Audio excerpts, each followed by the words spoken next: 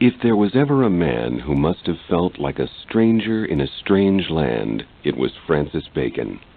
Other great people seem to have been born at exactly the right moment, when civilization had been prepared and was ready for their ideas and inventions. Still others seem to have been born just at the sunset of one age and the dawn of another. And even though their ideas were ridiculed and opposed, they paved the way for the next era of human growth.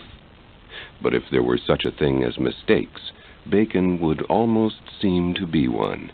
He was like a man from a different age and a different civilization, plopped down in the wrong place at the wrong time. His thoughts, his interests, and his visions didn't conform in the least with his contemporaries, who in every way failed to understand or appreciate him, and there was a lot to appreciate. Bacon was a philosopher, an essayist, a statesman, a lawyer, a man with a sharp, dry wit, original thoughts, powerful speaking skills, and an inspired wisdom about life. He is almost as quotable as his contemporary Shakespeare. In fact, his observations about the human condition were so keen and his writing so eloquent that for many years some scholars believed he was the true author of Shakespeare's works. Now most people discredit that theory, but it doesn't matter. The life and work of Francis Bacon can stand on their own. Bacon is most admired and remembered for his contributions to science, a field that didn't even exist in his own time, the late 1500s and early 1600s. He proposed a theory of scientific knowledge based on observation and experiment that came to be known as the inductive method. When science and inductive reasoning finally became popular during the Enlightenment, 150 years after he died, the men of that age, such as the French philosopher Diderot, hailed him as the father of modern science. Today, still, he's regarded as one of the earliest and most influential supporters of empirical or experimental science, and the man who helped develop the scientific method of solving problems. His interests, his ideas, and even his personality belonged not to the age in which he lived, but to the future. Bacon was born on January 22nd, 1561, in a sprawling manor that belonged to his father, Nicholas Bacon, Lord Keeper to Queen Elizabeth I. What a Lord Keeper actually keeps is the seal of the monarch, which validates all important documents and decisions. It's the highest judicial position in the land.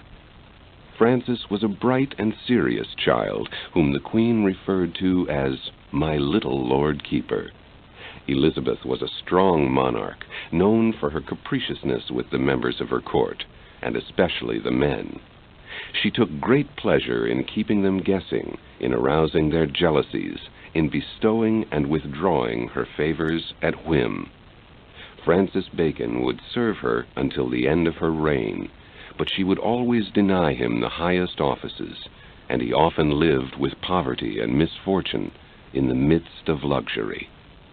To understand Bacon and his uniqueness, it's necessary to understand the times in which he lived, known as Elizabethan England, because of the strength and influence of its remarkable queen. There was much to admire about this extraordinary age, including its achievements in language and literature. But there was much to cause revulsion, too. The legacy of the English court was a bloody one, dating back to Henry VIII and even before him. It was a world of absolute royal power, of corruption and terror. The ruler alone defined what treason was. People rose to power in one instant and fell from grace the next.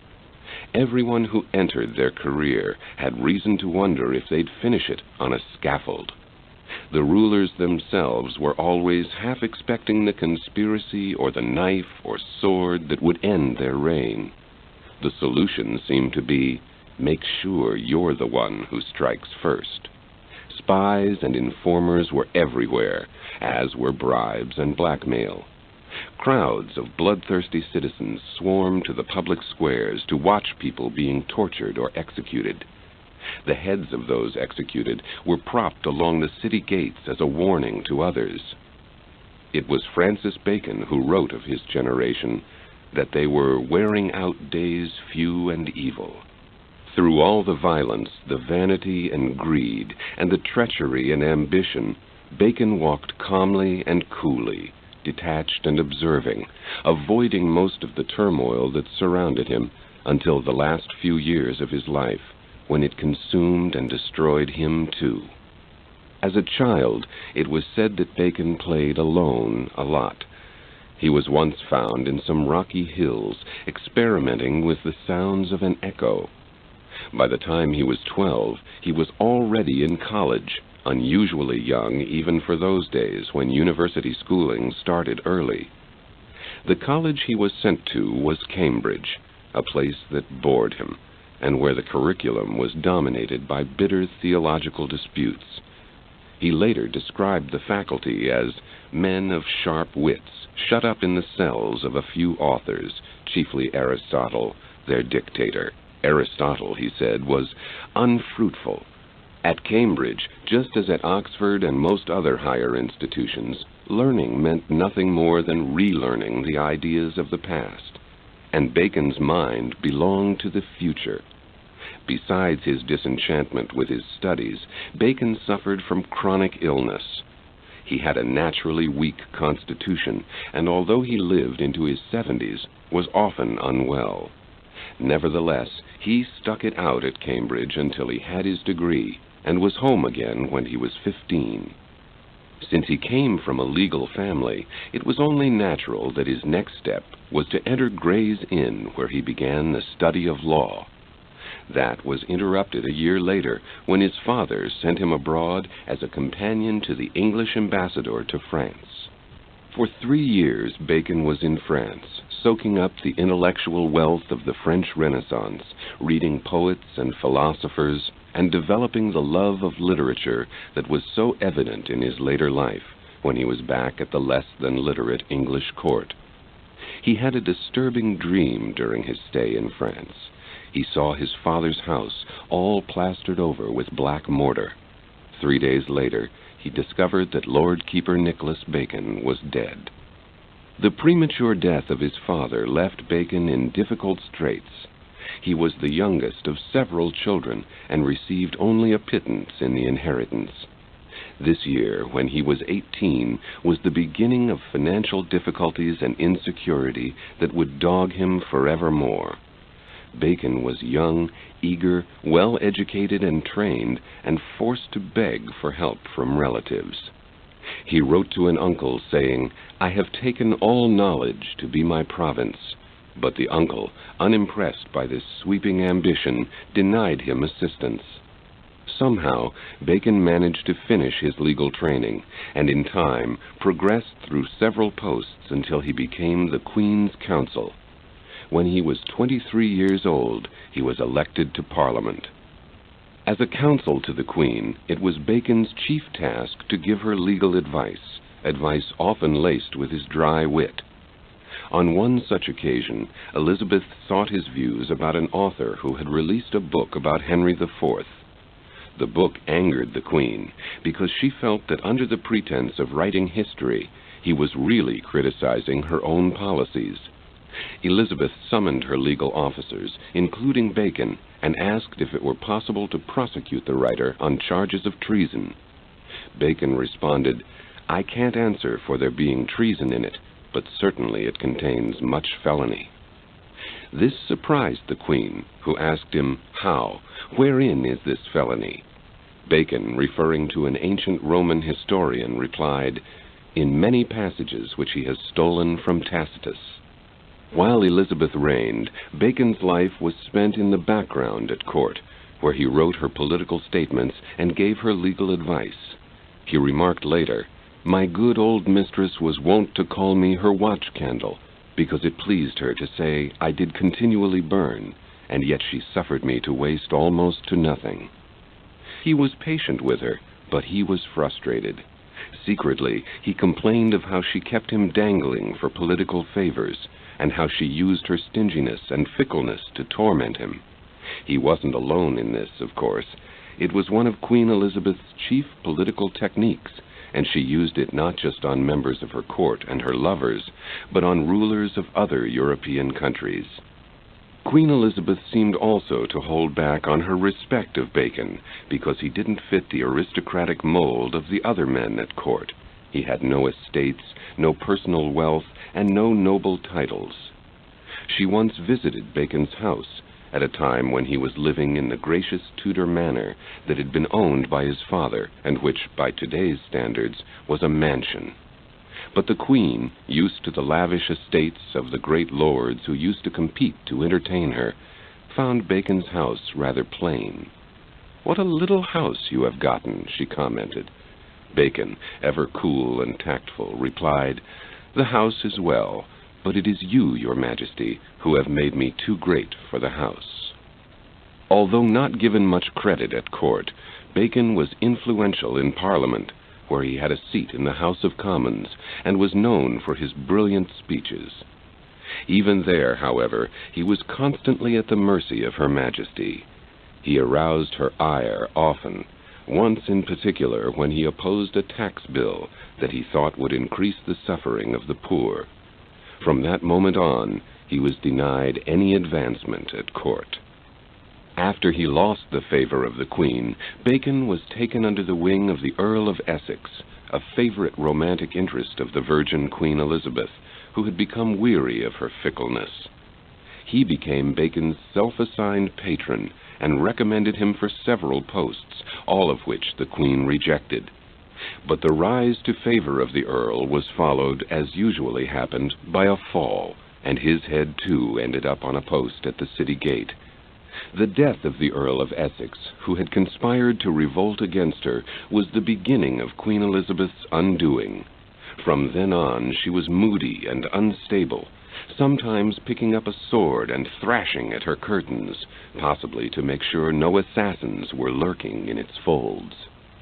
Bacon had tried to give Essex advice, had tried to steer him away from his own self-destructive passions, with no success.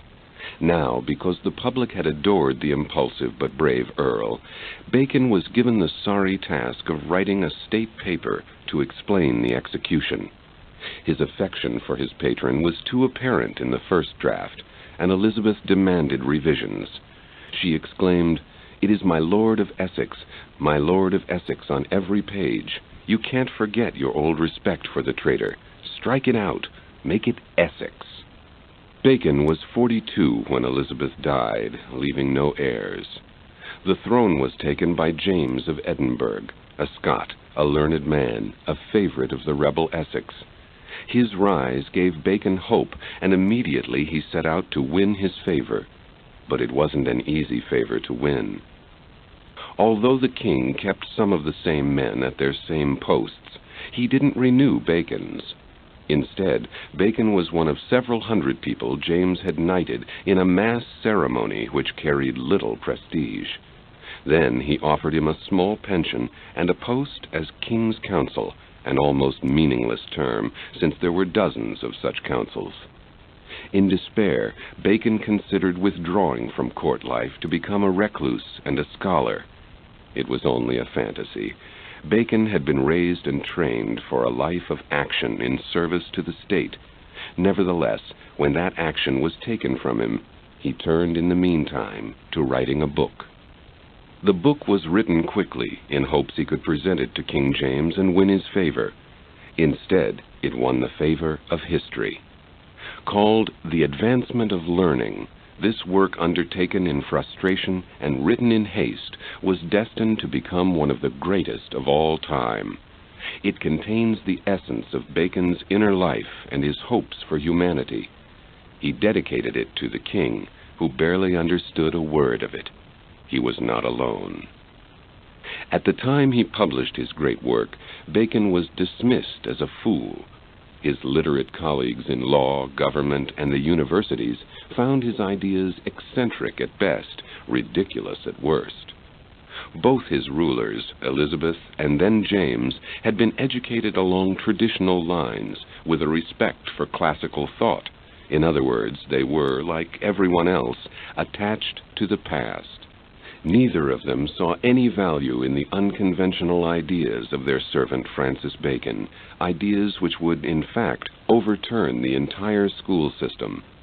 The more he wrote, the more he was viewed with suspicion. He was close, so close to the seat of power, and yet he couldn't influence it at all. In despair, he had his works translated into Latin because he believed his own country was so backwards that even its language wouldn't survive. In spite of the indifference and the criticism, he never lost faith in his own ideas or writing, and did his best to seal them from ignorance and protect them for the future. The summer after he wrote The Advancement of Learning, Bacon married Alice Barnum, the daughter of a London churchman. It was not a happy marriage, and Bacon was reported to be cold in matters of romance and love. Once he had even stated that he that hath wife and children hath given hostages to fortune, for they are impediments to great enterprises, either of virtue or mischief.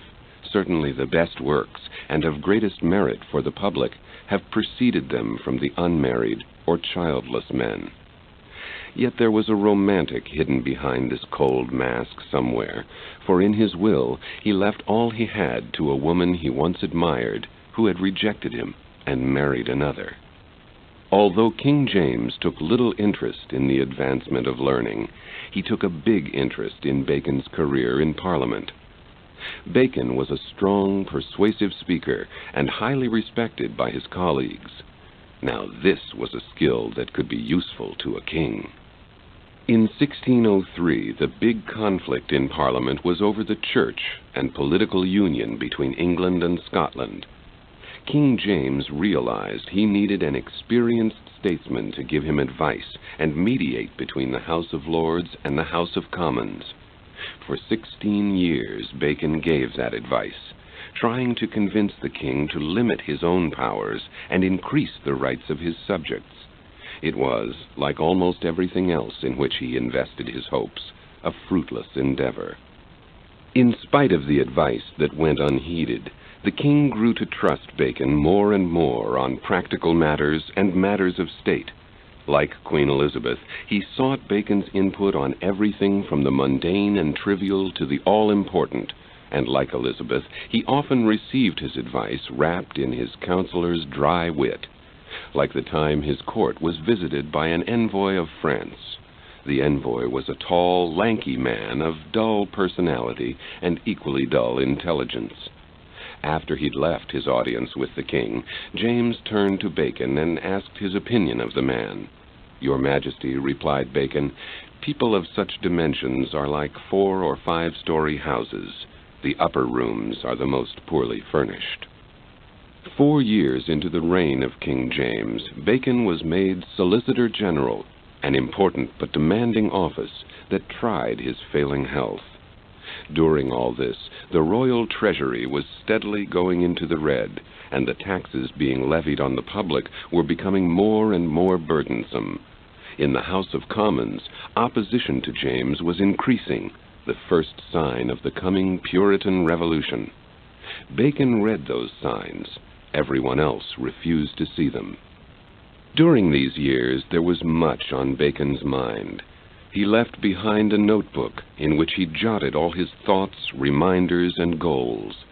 They include such varied topics as reminding himself to flatter a possible patron, to study the weaknesses of a rival, to put prisoners in the Tower of London to the useful task of conducting experiments, and records of his income, debts, the king's business, his gardens, his health, including symptoms and medications, and a promise to learn to control his breathing and not to interrupt in conversations. He was casual, perhaps even careless, about the fluctuations in his wealth, which were often on the downside. He often spent money lavishly for public purposes. Once he was the sole financier of a court theatrical event, and he was a liberal spender in his household. "Money is like muck," he said, "not good except it be spread." It would have been lucky for Bacon if he could have spread his influence at court as well as he spread his money. When the Secretary of State died in 1612, Bacon, then 51, applied for the post. He was turned down because of his close association with the increasingly hostile Parliament, and the post was given to an inexperienced competitor. In exchange, Bacon was made Attorney General. In that post he struggled and succeeded at keeping the Constitution intact and protecting what laws and liberties England's subjects had, while also preserving the king's honor, a task that required enormous skill, diplomacy, and wisdom.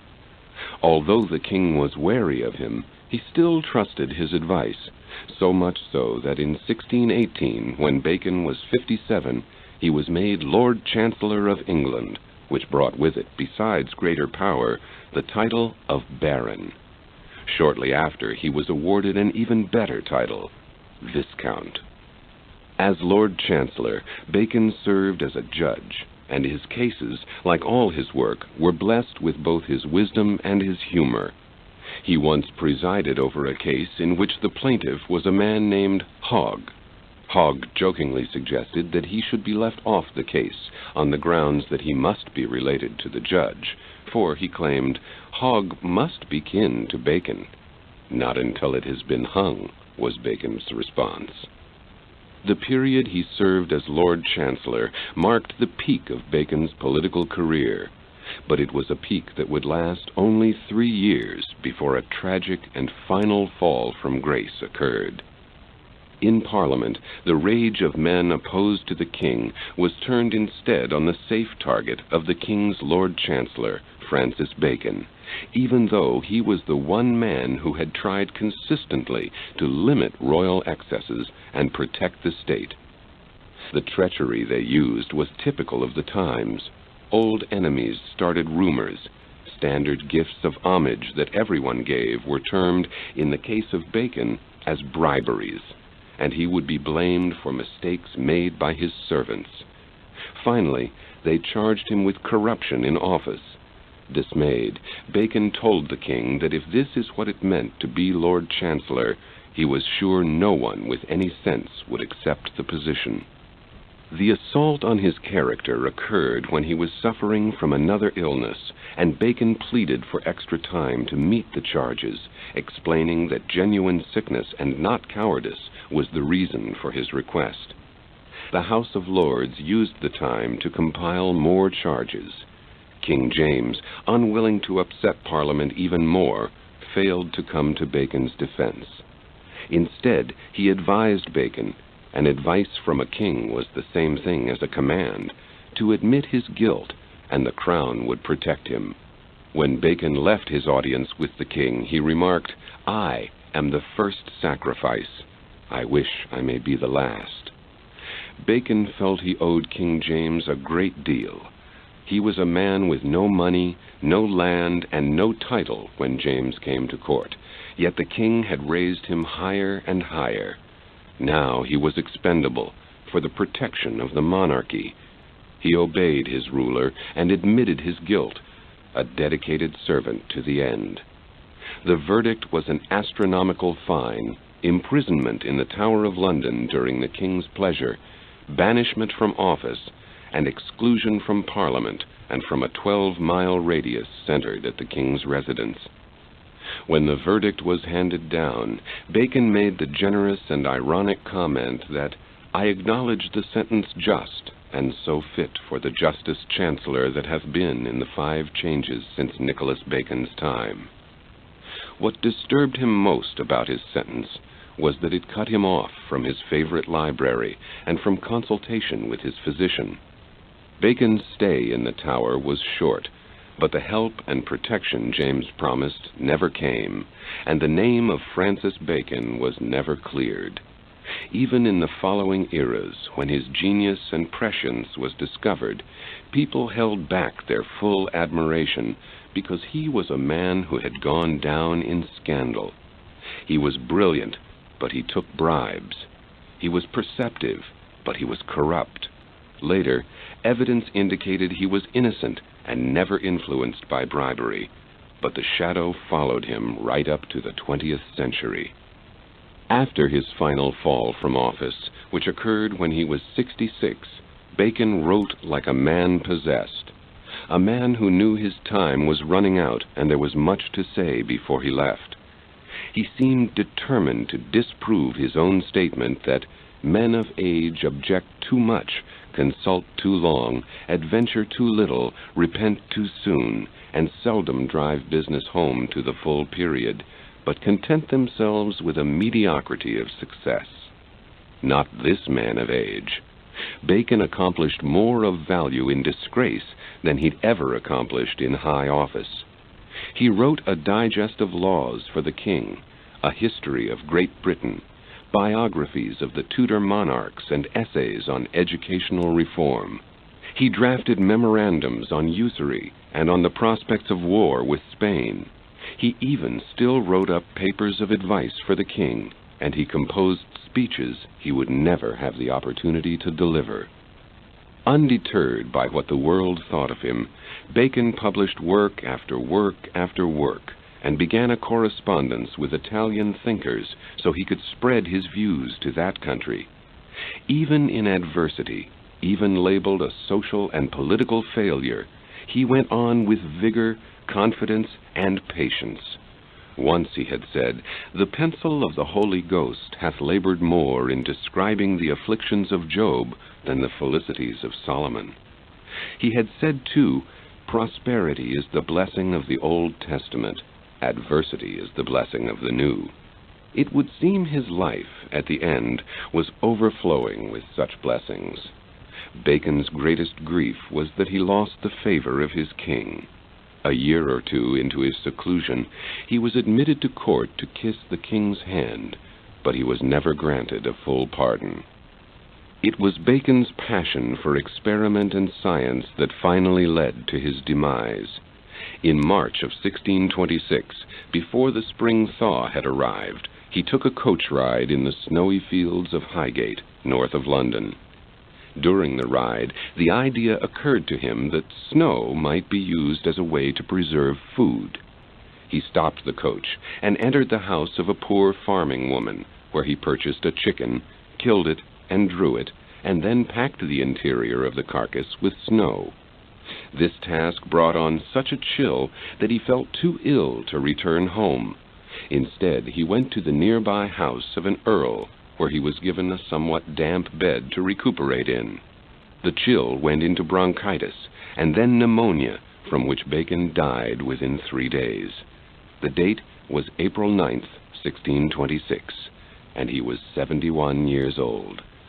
He had said in his last years, "I, frail in health, involved in civil studies, coming to the obscurest of all subjects without guide or light, have done enough, if I have construed the machine itself and the fabric, though I may not have employed or moved it."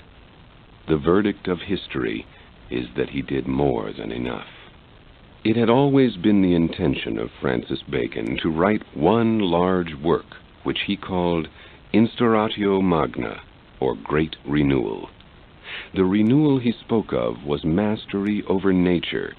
He hoped his work would be a survey of all learning up to his time, and a new foundation upon which the structure of all knowledge could be built. But he completed only 2 of the 6 parts he hoped to write, the advancement of learning and the New Organon, which was a replacement for Aristotle's work, the Organon. He also wrote several essays and a book entitled The New Atlantis, a fictional account of an imaginary island where the inhabitants dedicate themselves to the cooperative study of science. It is the advancement of learning that is considered Bacon's greatest work.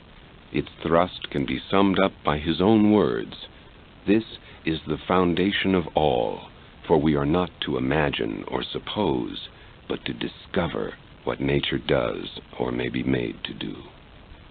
In this one sentence lies the very heart of the modern scientific method, and an entirely new approach to learning and knowledge. Bacon's emphasis was on inductive reasoning, the type of thinking where you start with a specific observed fact and from there go on to general laws and principles. Inductive reasoning wasn't new. The ancient Greeks, and particularly Aristotle, were familiar with it. but they had used it on metaphysical arguments and seldom on nature. Furthermore, since their time, it had been forgotten. In fact, instead of using reason in any form, teachers, scholars, and would-be thinkers were simply relying on supposed truths already established by Aristotle and the ancients. Never did they test these truths. Never did they question or examine them. Original thought had ceased to exist. Bacon believed that all previous knowledge was doubtful because it was based on faulty logic. It was Bacon's conviction that if humankind could learn to understand nature, it would gain power over it. If it could discover truths, it could conquer disease, poverty, and even war. Now that may seem obvious. In the 16th and early 17th centuries, it was never even considered.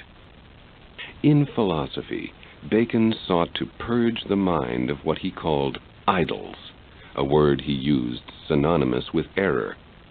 These errors, he felt, came from four sources: from human nature, from individual temperament and experience, from language, and from false philosophies, which to him meant earlier philosophers, and especially the god of the period, Aristotle. To overcome these idols, one needed only to use the inductive method of investigation. He described 4 steps in that method. 1. Listing all known cases in which a phenomenon occurs. 2. Listing similar cases where the phenomenon doesn't occur. 3. Listing the cases in which the phenomenon occurs in differing degrees. And 4. Examination of the 3 lists. These steps would lead to the cause of the phenomenon. If a man will begin with certainties, he wrote, he shall end in doubts. But if he will be content to begin with doubts, he shall end in certainties. Francis Bacon was a man whose personal life was disappointing, if not devastating, yet through it all he remained confident of his destiny. Today, we take science and scientific thought for granted. So much are they a part of our everyday life that it seems as if they must always have existed, that these inclinations were innate to the human mind. But the truth is that in the vast span of time we call history, the scientific way of looking at things is brand new. Several great civilizations rose and fell without ever venturing into the fields of science or scientific philosophy. With the exception of ancient Greece, even our own Western civilization showed little trace of scientific interest before the last 3 or 4 centuries. Science, it would seem, does not rise from basic human instincts. Its rules and techniques have to be learned and practiced, removed from emotion and prejudice, and pursued with discipline and patience. At the time Bacon wrote, there were a few who were trying out the instruments of science, groping in the dark like blind men, tentative and unsure. Only he clearly perceived the role of science in human development, and how dramatically it would change and threaten civilization. Like a prophet, he saw its potential in education. He saw the importance of developing professional researchers, of promoting government support, and of continuing from generation to generation the line of scientific advancement. He predicted the importance of mathematics in science, offered definitions of biology and anthropology, wondered if the transmutation of species was possible, and invented the idea of controls in scientific experiments.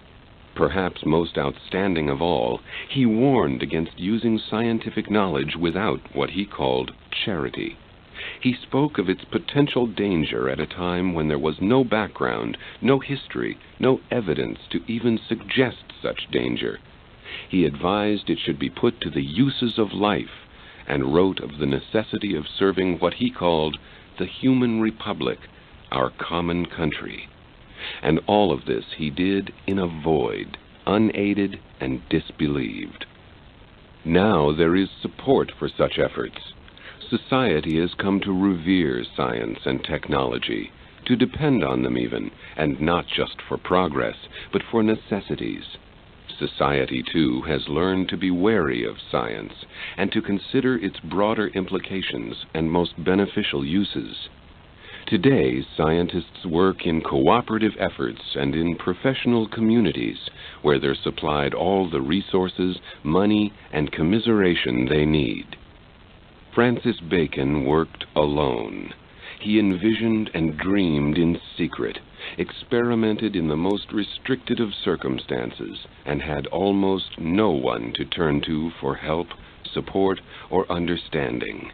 He was living in one century and peeking through the door of another century way beyond him.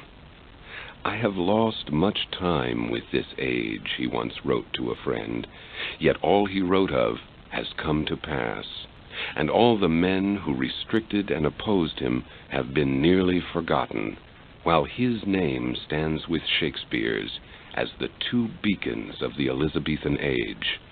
He may have, as he said, lost much with the age in which he lived, but what he gained back in the ages that followed was immeasurable."